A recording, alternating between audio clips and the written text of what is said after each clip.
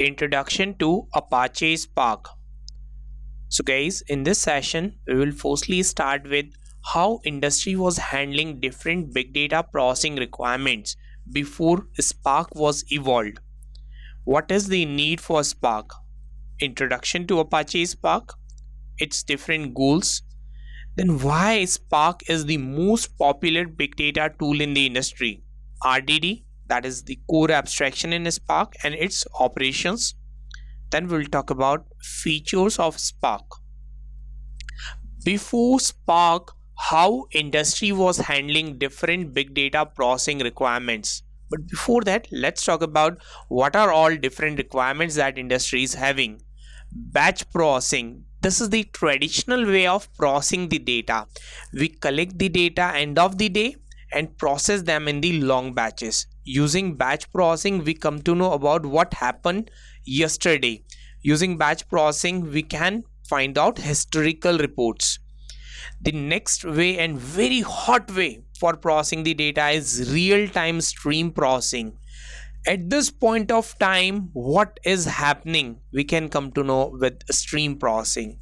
So for this, we need to collect the data in real time and process that in real time. Interactive processing. Interactively supply the input, interactively provide the instructions and get the output. So this is quite useful when you are doing ad hoc analysis. Graph processing, using which we can process the graph data at scale.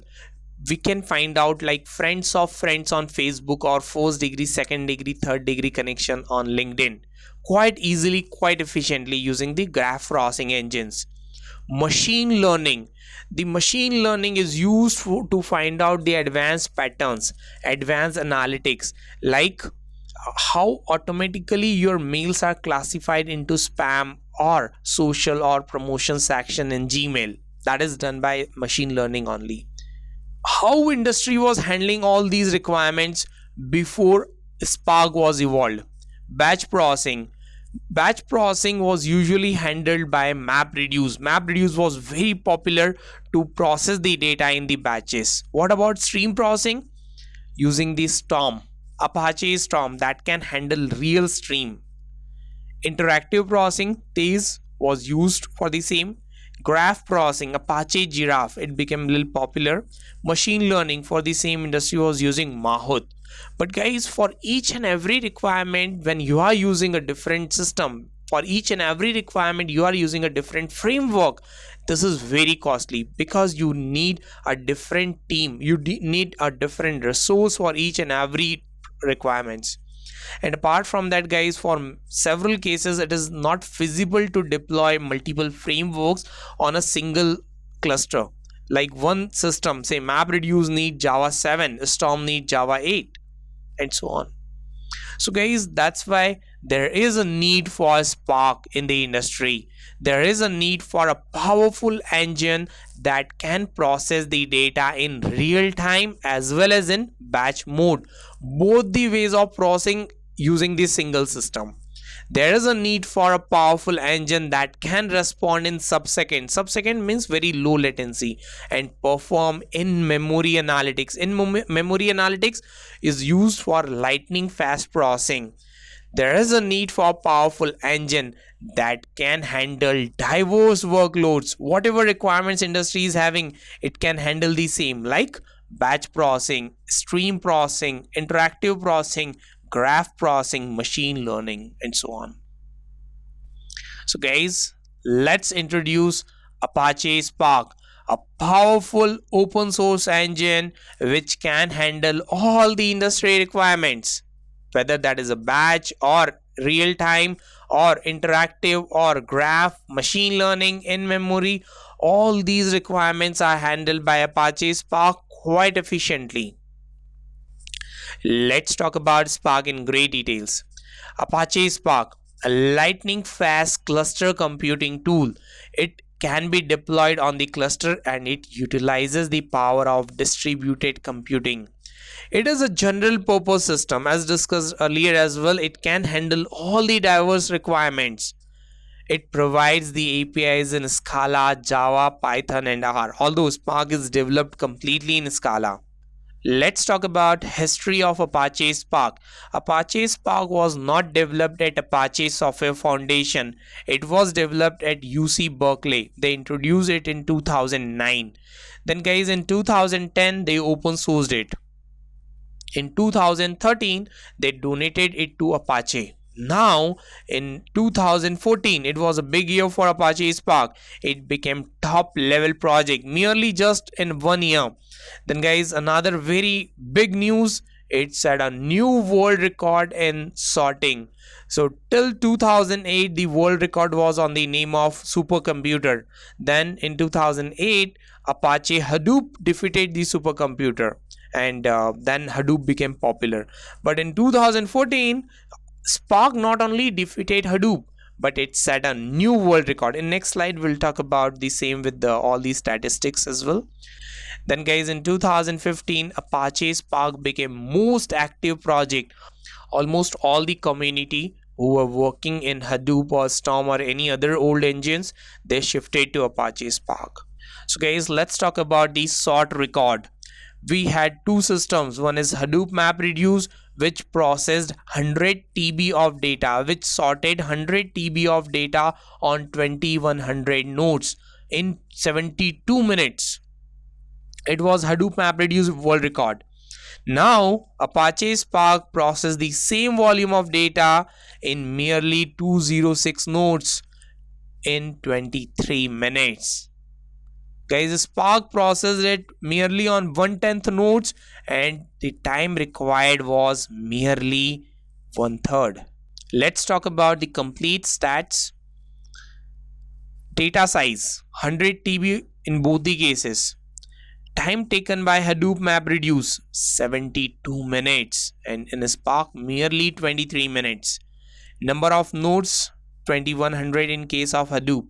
In case of Spark merely 206 nodes. Number of cores in Hadoop MapReduce 50,400 physical CPU cores. In Spark it's merely 6,592 virtualized cores.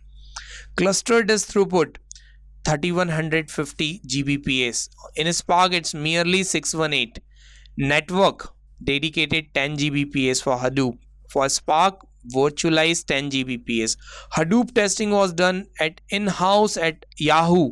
Spark testing was done on Amazon AWS. Now guys, with this new world record in sorting, Spark grabbed industry attention, and it almost all the industry, whether it is healthcare or retail or telecom or finance, everybody started using Apache Spark. So guys, what are the goals that Spark is having? Easy to combine batch, stream, and interactive computation. Guys, you can combine all the different types of workloads or the diverse workload under one umbrella. Easy to develop sophisticated algorithms. Guys, this is another reason behind the success of Apache Spark. You can develop all the complex code, all the complex logic quite easily. The reason being, Spark is having high level operators available. Unlike MapReduce, where you need to work at low level, you need to hand code each and every operation. In Spark, you just need to use high level operators to process the data. Another important point, it is compatible with existing open source ecosystem. Spark is compatible with Hadoop, HBase, Cassandra, Mesos, R, etc. Why Spark? Why Spark is most popular tool in big data industry? Guys, first point, it is 100 times faster than Hadoop. So guys, if I put Spark and Hadoop together and start the race, look at the speed Spark is having. Spark is very fast. On the other hand, Hadoop is pretty slow due to its bulky, due to its batch nature. Now, another reason behind the speed is in-memory computation. In case of Hadoop, we need to read the data from the disk for each and every operation. Operation 1, reading from the disk, writing to disk. Operation 2, reading from disk, writing to disk. But in case of Spark, we can cache complete data in the memory, and all the operations are simply reading from memory. Now guys, in case of sequential operations, in case of Hadoop, the operation 1 need to read the data from disk and it will write the output on the disk. Operation 2 will read from the disk and write the output on the disk. In this manner guys, all the operations need to read from disk and write to disk, which is ultimately degrading the performance like anything. But in case of Apache Spark, your operation will read the data from memory and write again back to memory. So all the operations are reading from the memory and writing to memory. So what Spark has done, it cached the data, due to which the speed becomes very fast. In case of Hadoop, there is huge disk seeks involved, huge disk read write involved. That's why the operations become very slow. In case of Spark, you don't need to write again and again to disk. It can cache all the data in the memory. The language that Spark supports: Scala, Java, R, Python. So if you know any of these languages, you can use the same to process the data in Spark. It supports both real time as well as batch processing. Although guys, Spark's core engine is batch, but what it does, it converts this particular input stream into micro batches, and ultimately the data will be processed on the Spark core, that is your batch engine. So in this manner guys, on the top of batch we can handle stream as well. Lazy operation, this is one of the unique feature that Spark is having. It optimizes the job before the execution. It doesn't execute immediately. First it optimizes it very well, due to which again performance enhances like anything.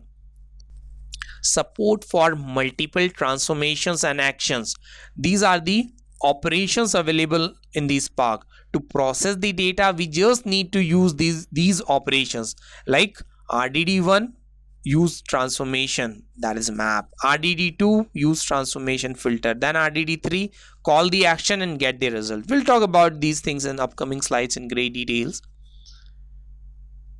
Compatible with Hadoop and can process existing Hadoop data. Guys, today more than 50% of the data on the planet is stored in Hadoop.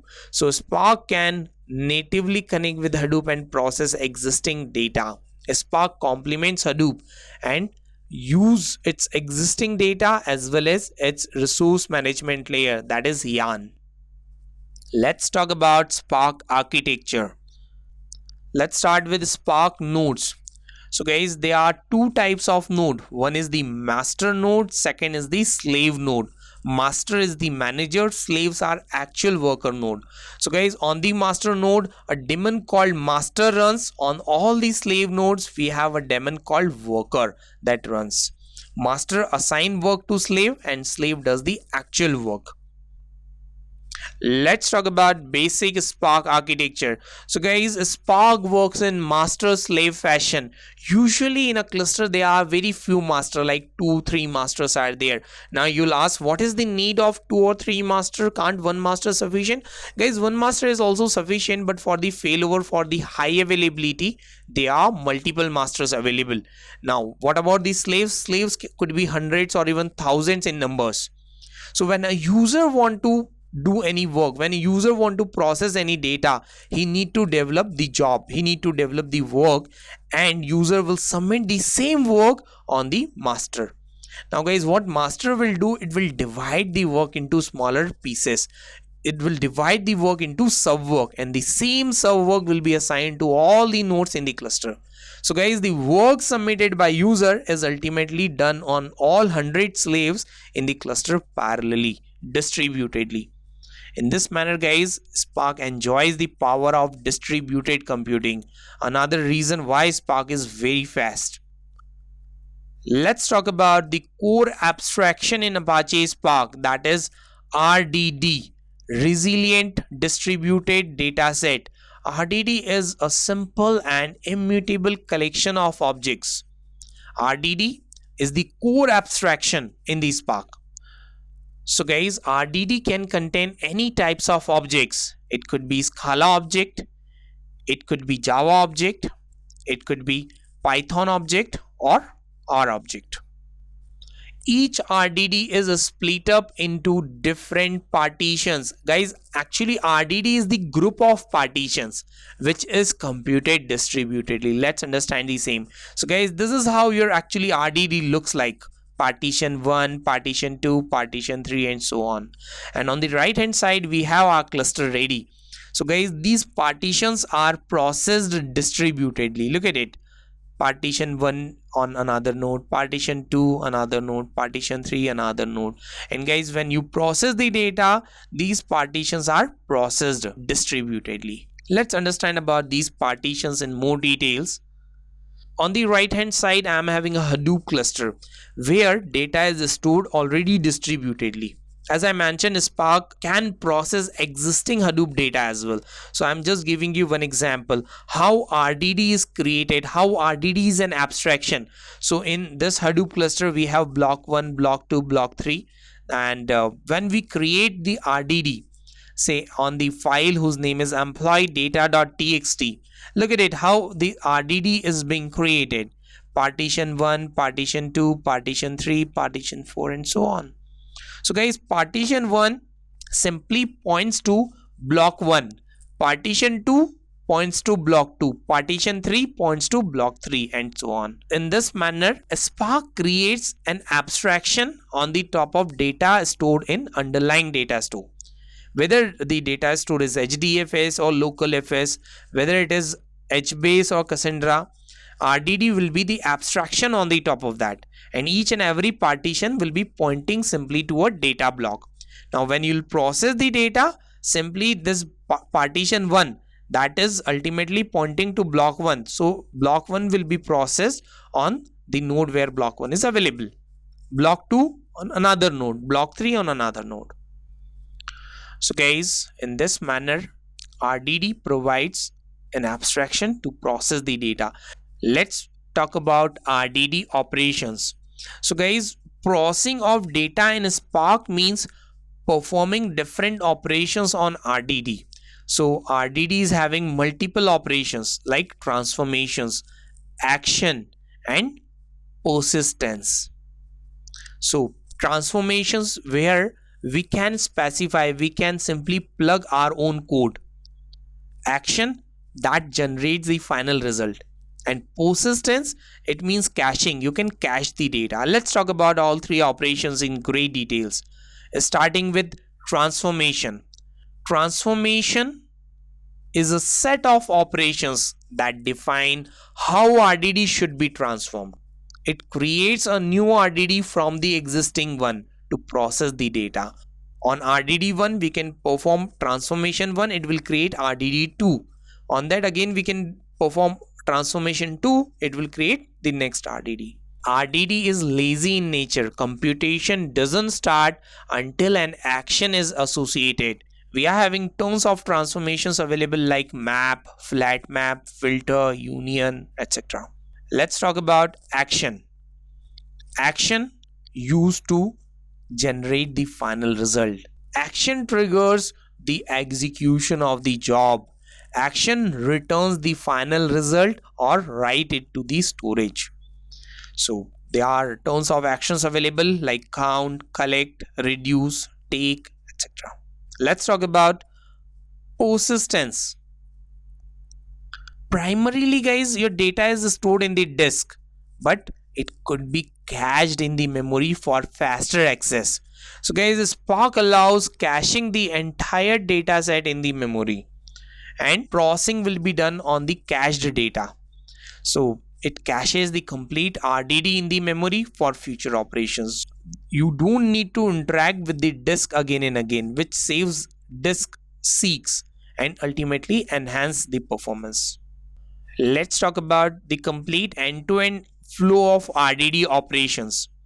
So guys, I am having one RDD available, that is like we can call parent RDD. When we want to process the data, we call a transformation operation. Transformation operation could be map, flat map, filter, where we can plug our own custom business logic. Now, transformation will create a new RDD based on custom business logic. So after applying like multiple transformations, multiple RDDs are being created.